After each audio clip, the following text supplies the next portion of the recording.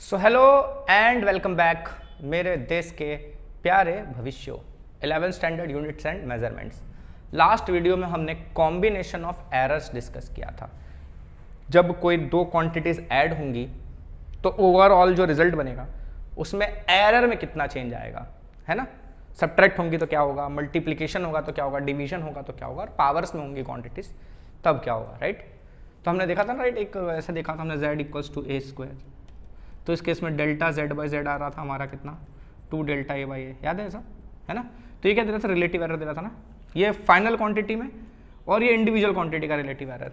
तो अगर 2-3 क्वांटिटीज हैं, ठीक है, तो एक इंडिविजुअल क्वांटिटी में एरर है, दूसरी इंडिविजुअल क्वांटिटी में एरर है, ऐसे हर क्वांटिटीज में कुछ ना कुछ एरर है। अब इनका फाइनल रिजल्ट में क्या असर होता है, ये सारी चीज हमने डिस्कस की थी लास्ट वीडियो में। ऐड करने पर क्या असर होगा, सब्ट्रैक्ट पर, डिवीजन वगैरह वगैरह, ठीक है। तो आज उसके आगे आज कुछ एग्जांपल्स डिस्कस करेंगे उसके ऊपर अपन, ठीक है, ताकि वो कॉन्सेप्ट्स अपने पूरी तरह से क्लियर हो जाए, कुछ भी कंफ्यूजन ना रह जाए, ठीक है। तो मैं स्टार्टिंग में थोड़े एक दो मतलब बच्चों से एग्जांपल्स दूंगा थोड़े बहुत, ठीक है, उनको अपन डिस्कस करेंगे। उसके बाद अपन टेक्स्ट बुक के 1-2 क्वेश्चंस करेंगे, ठीक है, जो थोड़े से ही डिफिकल्ट है, ज्यादा डिफिकल्ट नहीं है, ठीक है। डिफिकल्ट बोलना भी मतलब नाइंसाफी होगी, डिफिकल्ट बोलना भी सही नहीं होगा। तो पहले अपन 1-2 छोटे से एग्जांपल देते हैं, ठीक है, अपनी तरफ से। मान लो एक क्वांटिटी है z equals to A square B cube upon C D square. एक क्वांटिटी अपन को ऐसे मिलती है, ठीक है, एक क्वांटिटी है बी सी डी, चारों अलग अलग क्वांटिटीज हैं। इन चारों को इस तरह से अरेंज करें तो अपन को z मिलता है, ठीक है। एक फॉर्मूला है z का ये, ठीक है, कुछ भी हो सकता है, नहीं पता क्या है, कुछ भी हो सकता है।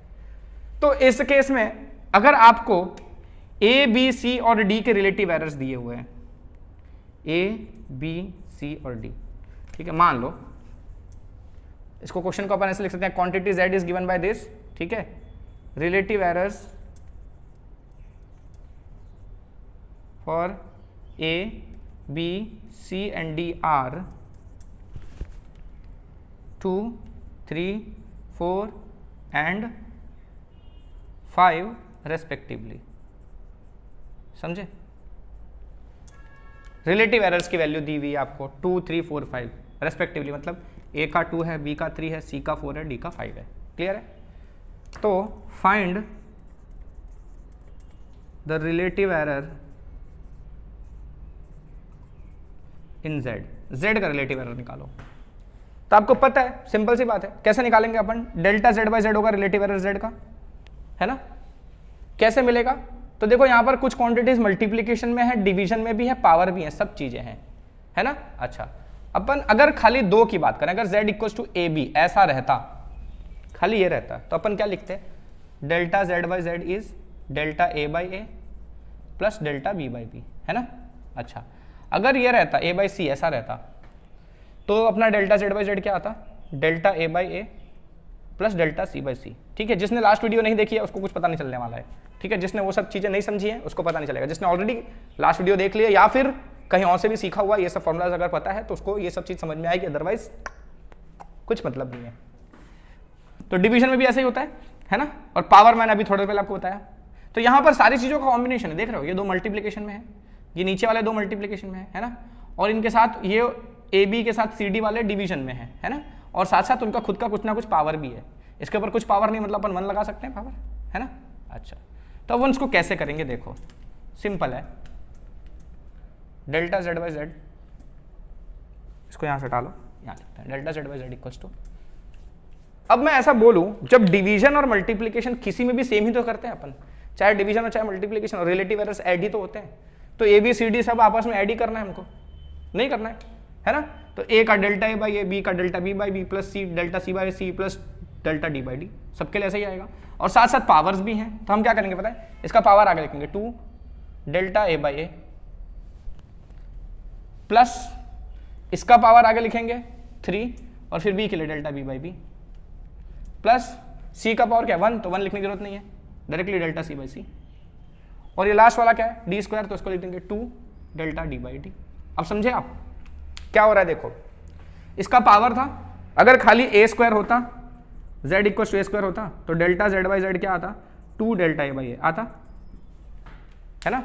तो ए स्क्वायर था तो उसका 2 डेल्टा ए बाई आया, उसके साथ मल्टीप्लीकेशन में था बी वाला, बी क्यूब था, तो बी क्यूब का क्या आएगा 3 डेल्टा बी बाई बी आएगा, है ना, और दोनों मल्टीप्लीकेशन में थे इसलिए दोनों को ऐड किया है मैंने, क्लियर है। सी का पावर 1 है तो उसको खाली डेल्टा सी बाई सी लिखेंगे, सी इनके साथ डिवीजन में है तो चाहे मल्टीप्लीकेशन चाहे डिवीजन हो रिलेटिव एरर ऐड ही होता है। अच्छा, वैसे सेम डी के लिए है 2 delta D by D, clear है, तो ये आसान था। अच्छा, तो अभी डेल्टा जेड बाई जेड अपन को मिलेगा कैसे, ये सारी वैल्यूज जो दी हैं अपन को वो अपन लिख देंगे, क्या होगा 2 डेल्टा ए बाई ए है ना, तो 2 डेल्टा ए बाई ये अपन को रिलेटिव एरर ही दिए हुए हैं, ठीक है, रिलेटिव एरर फॉर दिस, ठीक है, तो 2 डेल्टा ए बाई ए है, ये डेल्टा बी बाई बी है, ये डेल्टा सी बाई सी है, रिलेटिव एरर्स दिए हुए हैं, ठीक है, तो डेल्टा ए बाई ए आपका कितना है 2 है, plus 3 times delta B by B कितना है आपका 3 है, plus 1 times delta C by C कितना है आपका 4 है, plus 2 times delta D by D कितना आपका 5 है। सिंपल है, इसको 4 हो गया, ये 9 हो गया, ये 4 हो गया और ये 10 हो गया, सब ऐड किया कितना है 9 प्लस 4 13, 13 प्लस 4 17 एंड 17 प्लस 10 27 आ गया डेल्टा जेड बाई जेड, ठीक है। तो ये आपका फाइनल रिलेटिव एरर आया, ठीक है। एक अपने टेक्स्ट बुक में क्वेश्चन खाली इस तरह का है, ठीक है, उसमें शायद ए बी सी कुछ करके लिया हुआ, रुको एग्जाम्पल में है, इधर ही है मेरे पास है, अच्छा A raise to 4 B raise to 1/3 देखेंगे अपन, वो भी देख लेंगे, ठीक है। तो इस तरह से रिलेटिव एरर अपन ने निकाल दिया, क्लियर है। परसेंटेज एरर होता तो यहाँ पर परसेंटेज दिए होते अपने को, है ना, तो परसेंटेज एरर भी सेम यही आता 27% ही आता, ठीक है।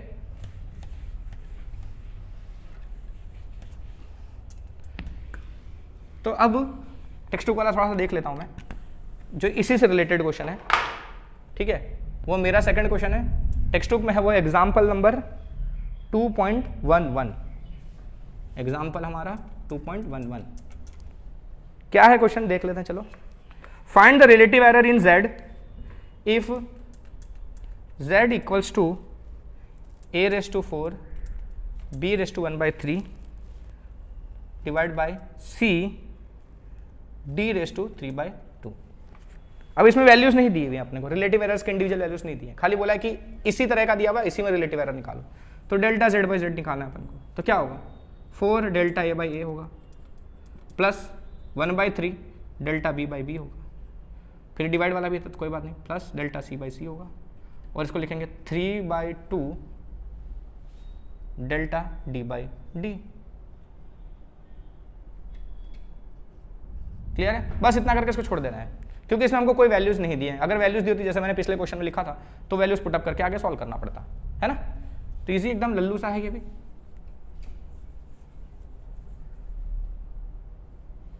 चलो मेरा तीसरा क्वेश्चन है, find percentage error in density of a cube, sorry हाँ क्यूब ही लिख लेते हैं, cube if percentage error in measurement, वो मैं अपनी राइटिंग के लिए थोड़ा सा सॉरी बोलना चाहूँगा, तुमको जलन हो रही होगी देख के, कोई बात नहीं, तुम्हारी इतनी अच्छी नहीं हो सकती लेकिन फिर भी ठीक है, थोड़ा सा प्लीज़ समझो, ठीक है।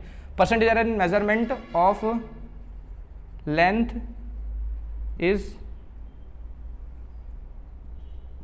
3% एंड इन मास इज 4%, ठीक है। क्या बोला है, परसेंटेज एरर इन डेंसिटी फाइंड करना है आपको, एक क्यूब है उस क्यूब की डेंसिटी में कितना परसेंटेज एरर आएगा अगर उसके मेजरमेंट ऑफ लेंथ में परसेंटेज एरर 3 है और मास का परसेंटेज एरर 4 है, मतलब कि जब आपने लेंथ मेजर किया तो उस लेंथ में एरर आने के चांसेस है 3%, और जब आपने मास मेजर किया उस क्यूब का तो उसके अंदर एरर आने के चांसेस हैं 4%। तो इस हिसाब से डेंसिटी में एरर कितना परसेंट बन सकता है, ठीक है। तो क्या करना अपने को, डेंसिटी निकालना है ना, तो density rho is equal to what mass upon volume, यही तो होता है फॉर्मूला डेंसिटी का, है ना। अच्छा, पर यहां हमको मास तो दिया हुआ है, मास का परसेंटेज एरर तो दिया हुआ है लेकिन वॉल्यूम का नहीं दिया हुआ है, हमको किसका लेंथ का दिया हुआ है, तो हम क्या करेंगे वॉल्यूम को लेंथ के फॉर्म में कन्वर्ट कर लेंगे, यानी कि हम उसको L क्यूब लिख देंगे, है ना। इस हिसाब से अपन को क्या चाहिए, परसेंटेज एरर चाहिए, तो उसके पहले रिलेटिव एरर निकालना पड़ता है, क्योंकि रिलेटिव एरर को आप 100 से मल्टीप्लाई करते हो तो आपको परसेंटेज एरर मिलता है, पता है ना। तो रिलेटिव एरर पहले निकालेंगे अपन, तो delta rho by rho is equal to कितना हो जाएगा, ये delta m by m plus 3 delta L by L, है ना।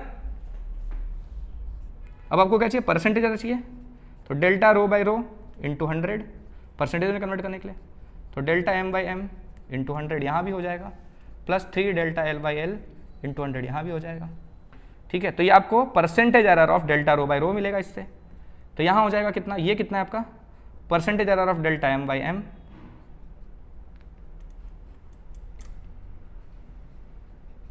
प्लस 3 टाइम्स ये क्या हो गया आपका percentage error of delta L by L. तो percentage error of delta rho by rho आपका हो जाएगा कितना, परसेंटेज एम बाई एम, ठीक है, डेल्टा एम बाई एम का परसेंटेज एरर कितना आपका, मास में कितना परसेंटेज एरर है 4%, क्या लिखेंगे 4 plus 3 delta L by L ना, तो 3 times percentage error in L, तो एल में परसेंटेज एरर कितना है आपका 3% है, तो यहाँ पर delta L by L percentage वाले को 3 लिख देंगे अपन।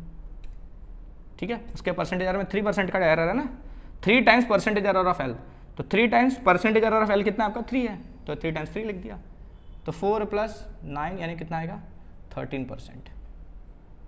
तो डेंसिटी का परसेंटेज एरर कितना आ रहा है 13%। क्लियर है, मतलब आपका मास में कितना 4% का एरर था और लेंथ में 3% का एरर था, तो डेंसिटी में 13% का एरर बन जाएगा।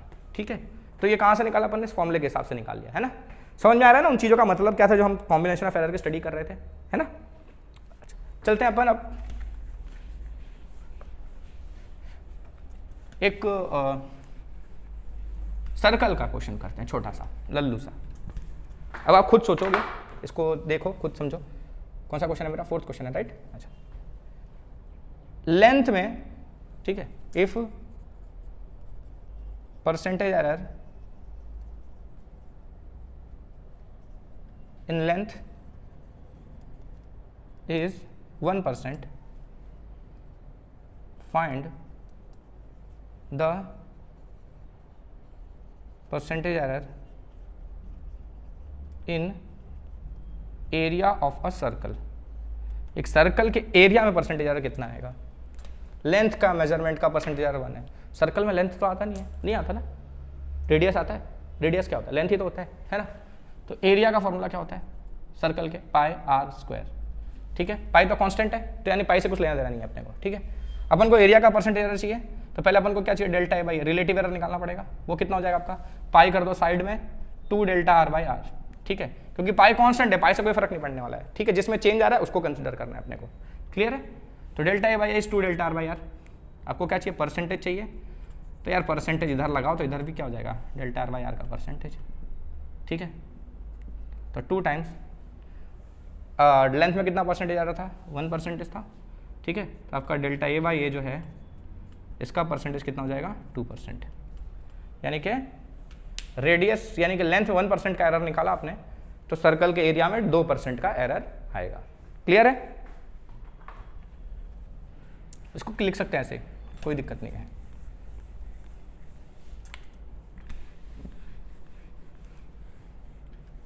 चलो अब फिर से टेक्स्ट बुक का क्वेश्चन उठाते हैं एक। तो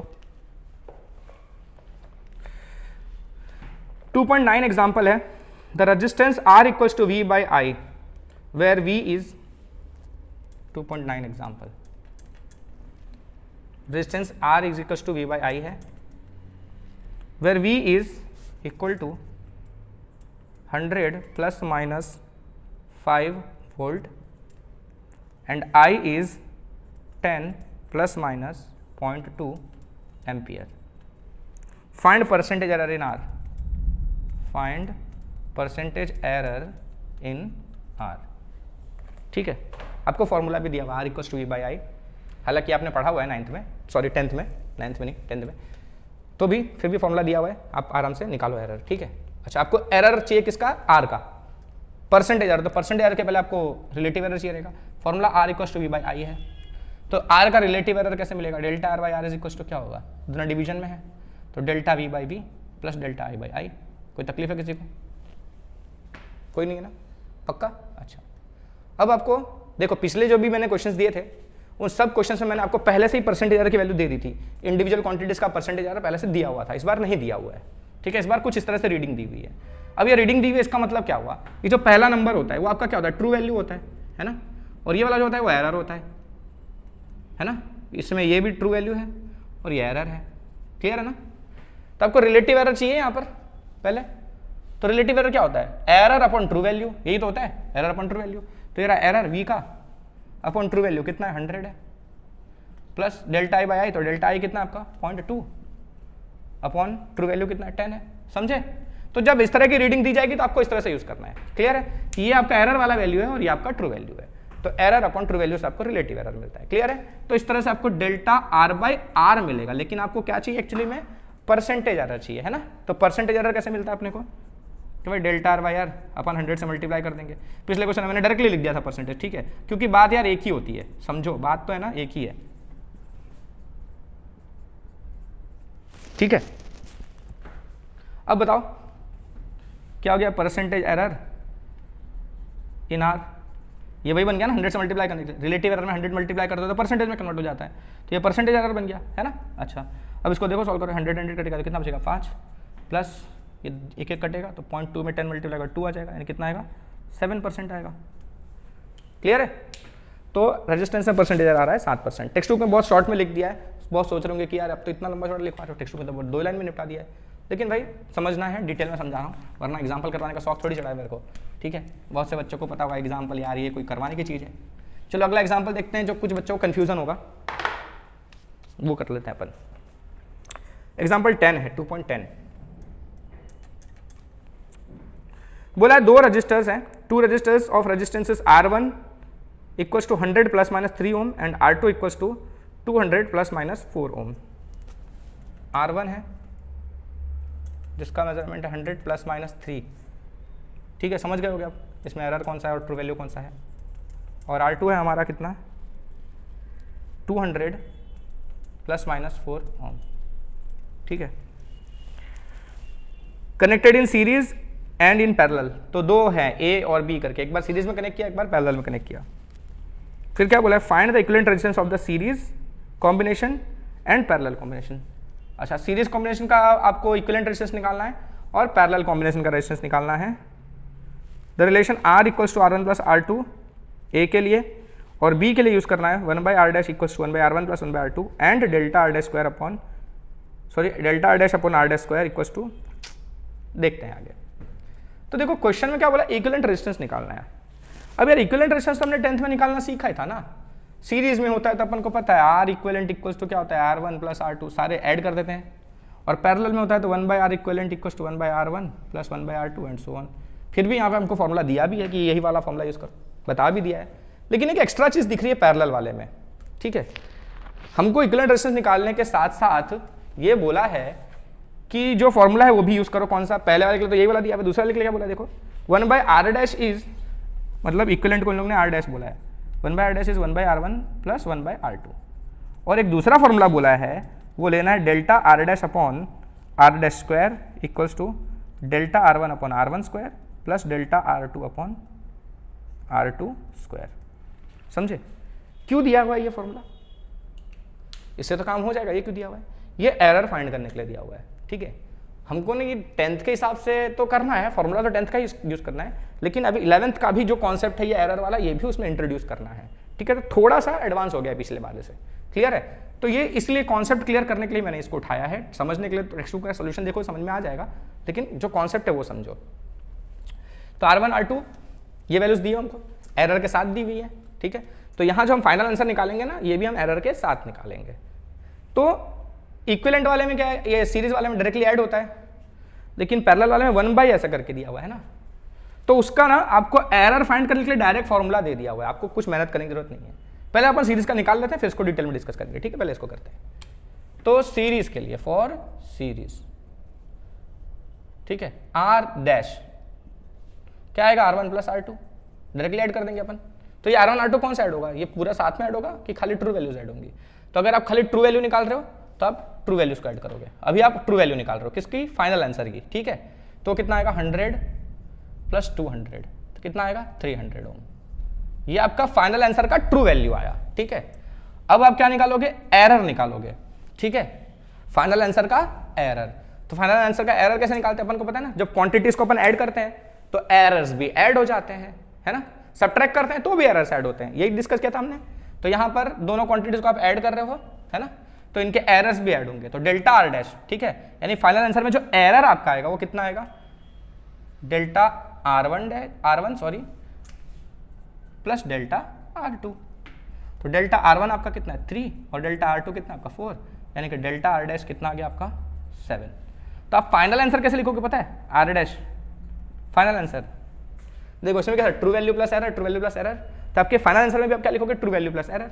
तो ट्रू वैल्यू आपकी फाइनल आंसर की कितनी है 300 और फाइनल आंसर का एरर कितना आपका 7, ठीक है। तो ये आप फाइनल रीडिंग ऐसे लिखोगे, समझे, क्लियर है। और यार सिंपल सा शॉर्टकट में समझो, फाइनल आंसर लिखना है आपको तो ट्रू वैल्यूज को प्लस करके यहाँ लिखो और एरर्स को प्लस करके यहाँ लिख दो, सिंपल है, क्योंकि ये ऐड ही होने वाला है, क्लियर है, इजी है ना। तो इसमें तो कुछ था नहीं अनोखा, पैरेलल वाले में देखते हैं, अनोखा उसमें भी कुछ नहीं है, सिंपल ही एकदम। For parallel 1/r dash equals to क्या आएगा 1/r1 प्लस 1/r2, क्या निकाल रहा हूं मैं अभी, ट्रू वैल्यू निकाल रहा हूं, बाद में एरर निकालूंगा, ठीक है। तो ट्रू वैल्यू के लिए ये फॉर्मूला यूज किया है, ठीक है, 1/r dash 1/r1 is what 100 and r2 is what 200, है ना। तो इसको अपन सॉल्व करेंगे 1/r डैश कितना होगा ये 2 + 1/200, है ना। तो 1/r डैश इक्वल्स टू 3/200, तो r डैश कितना हो जाएगा आपका 200/3, डिवाइड करेंगे तो कितना है 3 6 18 20, 3 6 18.6 एंड सो ऑन चलता ही रहेगा, 666 तक चलता रहेगा। तो 66.67 अपन लिख सकते हैं या 66.66 लिख सकते हैं, चलेगा, कोई बात नहीं, एक ही चीज़ है। तो r डैश आपका आ गया ट्रू वैल्यू इतना। अब आपको क्या चाहिए, ये तो ट्रू वैल्यू मिला ना, फाइनल आंसर में आपको एरर भी तो लिखना है, तो एरर के लिए क्या करोगे आप, देखो सीरीज में क्या था कि डायरेक्टली ऐड किया था, delta r equals to delta R1 plus delta R2, directly add कर दिया था, क्योंकि r equals to R1 plus R2 ये फॉर्मूला था। क्वांटिटीज ऐड होती हैं, है ना, तो उनके एरर्स भी ऐड हो जाते हैं। लेकिन इस बार कैसा है formula 1/r equivalent equals to 1/r1 plus 1/r2, ऐसा है ना, ये फॉर्मूला है ना इस बार। तो इसका तो हमने पढ़ा ही नहीं है कि रेसिप्रोकल वाला अगर ऐड किया जाए तो एरर कैसे ऐड होंगे, डायरेक्ट ये फॉर्मूला था, ठीक है, इसमें एरर डायरेक्टली ऐड होते, इतना पता है आपको। दो क्वांटिटीज ऐड करो तो उनके एरर्स भी ऐड हो जाते हैं, सब्ट्रैक्ट करो तो भी एरर्स ऐड हो जाते हैं। लेकिन दो क्वांटिटीज के रेसिप्रोकल्स को अगर ऐड किया जाए तो क्या होगा वो अपने को नहीं पता, इसके लिए यहाँ पर डायरेक्टली फॉर्मूला दिया हुआ है कि आप इसका एरर इस तरह से निकालो, इस फॉर्मूले की मदद से निकालो, क्लियर है। तो ये फॉर्मूला इस वजह से दिया हुआ है, ठीक है, यहां से ही ये फॉर्मूला बन सकता है, ठीक है। आप चाहोगे कि ये इस वाले मेथड से ये फॉर्मूला निकाल लो एरर का, तो आप निकाल सकते हो, ठीक है, वो आप खुद सोचो। अगर आप समझ गए हो, कर सकते हो, तो प्लीज़ मुझे कमेंट में बताना कि वो कैसे निकाला आपने, ठीक है, प्लीज़ बताना, ठीक है, अगर आप ये निकाल पाते हो तो। देखते हैं, तो अभी अपन डायरेक्टली ये फॉर्मूला यूज़ करेंगे, delta R dash by R dash square, ठीक है, delta R dash by R dash square equals to delta R1 upon R1 square plus delta R2 upon R2 square. तो आपको क्या चाहिए एक्चुअली में, error चाहिए ना, खाली ये चाहिए ना आपको, तो ये इसको उधर फेंक दो भाई। तो delta R dash equals to क्या हो जाएगा, ये आर डैश स्क्वायर वहाँ जाकर मल्टीप्लाई हो जाएगा, तो पूरे के साथ मल्टीप्लाई होगा ना, तो इसके साथ भी मल्टीप्लाई होगा, इसके साथ भी मल्टीप्लाई होगा, राइट। तो मैं लिख दूंगा R dash square into delta R1 upon R1 square plus R dash square into delta R2 upon R2 square.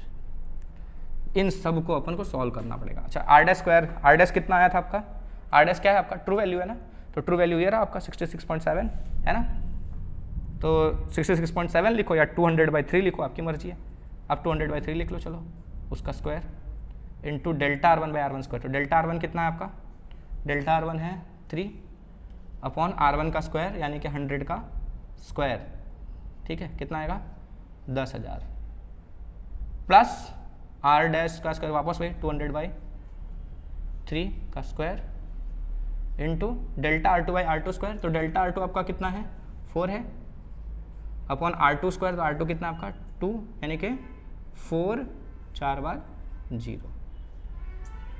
इसको सॉल्व करके, इसको सॉल्व करके, पूरे को सॉल्व करके ऐड करके लिखोगे, कितना आएगा आंसर वो मैं डायरेक्टली लिख देता हूँ, आपको सॉल्व करना पड़ेगा, ठीक है, मैं सॉल्व करने बैठूंगा टाइम जाएगा। कहाँ है आंसर का, आंसर का, आंसर का, आंसर का, आंसर का या 1.8 आ रहा है आंसर, इसको पूरे को सॉल्व करोगे तो 1.8 आएगा, समझ में आया। तो ये डेल्टा आर डैश आया। तो आप फाइनल आंसर कैसे लिखोगे, आर डैश पैरेलल वाले के लिए ठीक है। पैरेलल वाले के लिए कैसे लिखोगे, जो फाइनल आंसर आया आपका 66.67 प्लस माइनस 1.8 है ना, ट्रू वैल्यू प्लस एरर, ठीक है। फाइनल आंसर का तो final true value plus final error. Clear है। अब इसके बाद वाला क्वेश्चन जो कि थोड़ा मजेदार है, थोड़ा इंटरेस्टिंग है। अब देखते हैं अपन एग्जांपल 2.12 को। ये भी इंपॉर्टेंट है, समझना जरूरी है। The period of oscillation of simple pendulum is t equals to 2 pi under root L/G। ये फॉर्मूला है,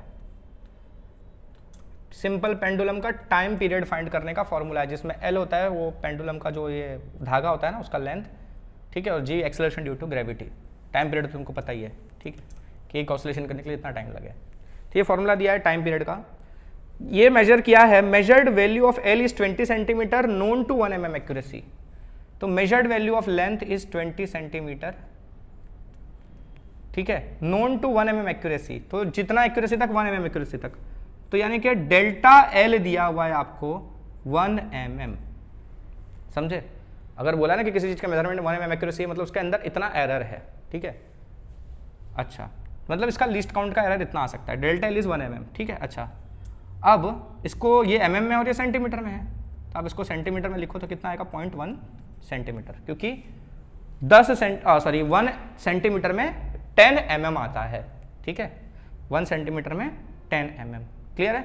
तो 1 mm को हम 0.1 सेंटीमीटर यानी 1/10 सेंटीमीटर लिख सकते हैं, ठीक है। तो L 20 सेंटीमीटर, डेल्टा L आपका 0.1 सेंटीमीटर। अच्छा, और क्या बोला है इसमें, आगे पढ़ते हैं। And time for 100 oscillation of pendulum is found to be 90 seconds.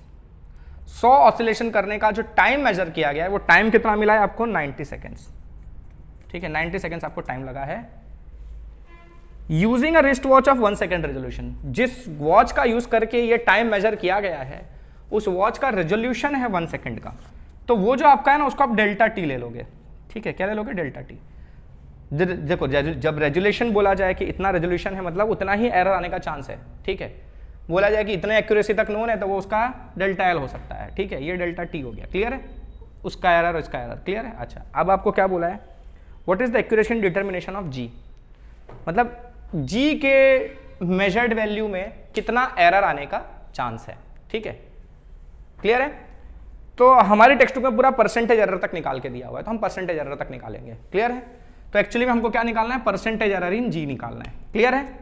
तो जी का परसेंटेज एरर निकालना है तो जी को बाहर लाना पड़ेगा। एक्चुअली में टी को से 2 पाई अंडर रूट L/G है, तो उसको अपन क्या करेंगे, देखो जी को बाहर लाने के लिए दोनों साइड स्क्वायर कर देते हैं अपन, ठीक, कितना हो जाएगा 4 पाई स्क्वायर L/G, है ना। अच्छा, एल था कि कैपिटल एल था, कैपिटल एल था, मैंने स्मॉल एल लिखा है, कोई प्रॉब्लम नहीं वैसे, लेकिन कुछ बच्चे कंफ्यूज हो जाएंगे कि यार वहाँ तो कैपिटल एल था, ये तो स्मॉल एल लिख के करवा रहे थे। इसमें कुछ अलग नहीं, दोनों एक ही चीज़ है, ठीक है।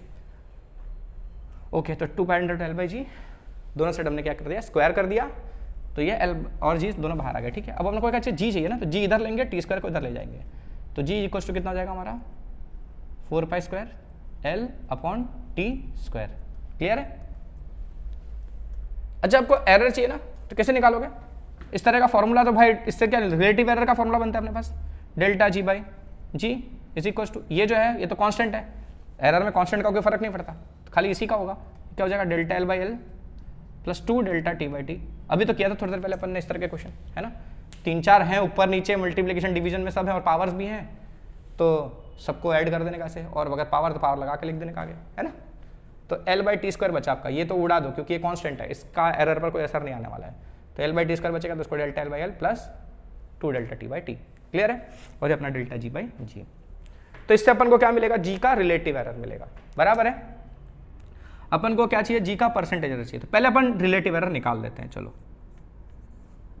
ठीक है। डेल्टा L/L कितना है, डेल्टा L हमारा 0.1 और L कितना है हमारा 20, देखो दोनों सेम यूनिट्स में है, सेंटीमीटर सेंटीमीटर में वो डाला है, ठीक है, plus 2 delta T by T, तो ये देखो ये सेकंड में है, ये भी सेकंड में है, तो कितना था ये 1/90, है ना। अच्छा, ये मिलेगा आपको कितना, इसको सॉल्व करेंगे तो 0.1/20 है ना, तो पॉइंट हटा लो, कितना आएगा 1/20, 200 है ना, और ये आएगा कितना 2/90, ये रिलेटिव एरर आएगा डेल्टा G/G। आपको कितना चाहिए, परसेंटेज एरर चाहिए है ना, तो डेल्टा G/G को अपन 100 से मल्टीप्लाई कर देंगे तो परसेंटेज एरर मिलेगा है ना। तो इधर भी तो सब 100 से मल्टीप्लाई होगा, यानी कि पूरे ओवरऑल को मैं 100 से मल्टीप्लाई कर दूंगा। अरे इंडिविजुअली करो या ओवरऑल बाहर करो, एक ही बात है ना। मैंने पहले इनको साथ में ले लिया इसलिए मैंने मल्टीप्लाई किया, अंदर लगा दूंगा मैं सबको, ठीक है चलेगा ना, कोई प्रॉब्लम नहीं है ना। आप क्या कर सकते हो, इनको सॉल्व करके उसमें फिर 100 मल्टीप्लाई कर दो, या पहले इंडिविजुअल दोनों में 100 मल्टीप्लाई करो और फिर जो आंसर आएगा उसको प्लस कर दो, कोई मर्जी, आपकी मर्जी है। चलो मैं अंदर मल्टीप्लाई कर देता हूँ, ज़्यादा आसान होगा वो। 2/90 × 100, ये 0 0 0 कट गया, तो 1/2 कितना आएगा आपका 0.5, प्लस ये कट गया 20/9 है ना, तो 0.5 प्लस 9 2s are 18, 20 बचेगा ना, ओके। तो फिर से 9 2s are 18, 2.2 तक लिखा है, चलो तो अपन लिख देते हैं इसको 2.7, ठीक है। आपका डेल्टा G/G का परसेंटेज, ठीक है, तो परसेंटेज एरर इन G आया आपका